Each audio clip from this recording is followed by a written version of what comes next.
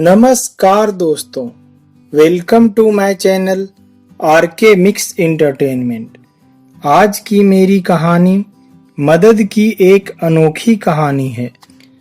Office से निकलकर शर्मा जी ने अपना स्कूटर स्टार्ट किया ही था कि उन्हें याद आया, पत्नी ने कहा था आज ऑफिस से लौटते समय 1 दर्जन केले लेते आना। तभी उन्हें सड़क किनारे अच्छे और ताजा केले बेचते हुए एक बुढ़िया दिख गई। वैसे तो वह फल हमेशा राम आश्रय फ्रूट भंडार से ही लेते थे, पर आज उन्होंने सोचा कि क्यों न आज यहीं से खरीद लूं, केवल केला ही तो लेना है। उन्होंने बुढ़िया से पूछा, माई केले कैसे दिए?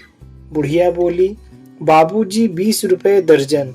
शर्मा जी बोले, माई 15 रुपए दूंगा। बुढ़िया माई ने कहा, 18 रुपए दे देना बेटा, 2 पैसे मैं भी कमा लूंगी। शर्मा जी बोले, 15 रुपए लेने हैं तो बोलो। बुझे चेहरे से बुढ़िया माई ने न में गर्दन हिला दी। शर्मा जी बिना कुछ कहे वहां से चल पड़े और राम आश्रय फ्रूट भंडार पर आकर केले का भाव पूछा तो वह बोला, 24 रुपए दर्जन है बाबूजी, कितने दर्जन दे दूं? शर्मा जी बोले, 5 साल से फल तुमसे ही ले रहा हूं, ठीक ठीक भाव लगाओ। तो उसने कुछ नहीं कहा, बस सामने लगे बोर्ड की ओर इशारा कर दिया जिस पर लिखा था, मोल भाव करने वाले माफ करें। शर्मा जी को आज उसका यह व्यवहार बहुत बुरा लगा और उन्होंने कुछ सोचकर स्कूटर को वापस ऑफिस की ओर मोड़ दिया और सोचते सोचते वह उसी बुढ़िया माई के पास पहुंच गए। बुढ़िया ने उन्हें पहचान लिया और बोली, बाबूजी केले दे दूं क्या? पर भाव 18 रुपए से कम नहीं लगा पाऊंगी। शर्मा जी ने मुस्कुराकर कहा, माई 1 नहीं 2 दर्जन दे दो और भाव की चिंता मत करो। उनकी बातें सुनकर बुढ़िया माई का चेहरा खुशी से दमकने लगा। केले देते हुए बोली, बाबूजी मेरे पास थैली तो नहीं है।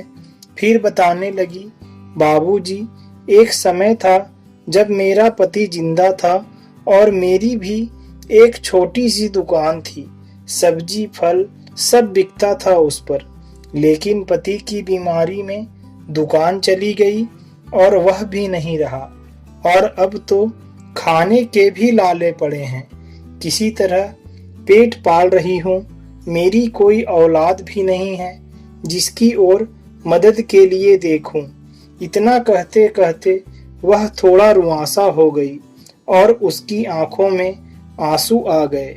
शर्मा जी ने 50 रुपए का नोट बुढ़िया माई को दिया तो वो बोली, बाबूजी मेरे पास छुट्टे तो नहीं हैं। शर्मा जी बोले, माई चिंता मत करो, रख लो और आज से मैं फल तुमसे ही खरीदूंगा और कल मैं तुम्हें 1000 रुपए और दूंगा।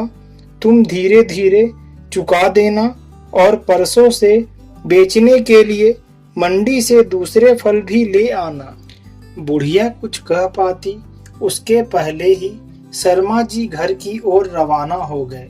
घर पहुंचकर उन्होंने पत्नी से कहा, न जाने क्यों हम हमेशा मुश्किल से पेट पालने वाले रेहड़ी लगाकर सामान बेचने वालों से ही मोल भाव करते हैं, किंतु बड़ी दुकानों पर मुंह मांगे पैसे दे आते हैं।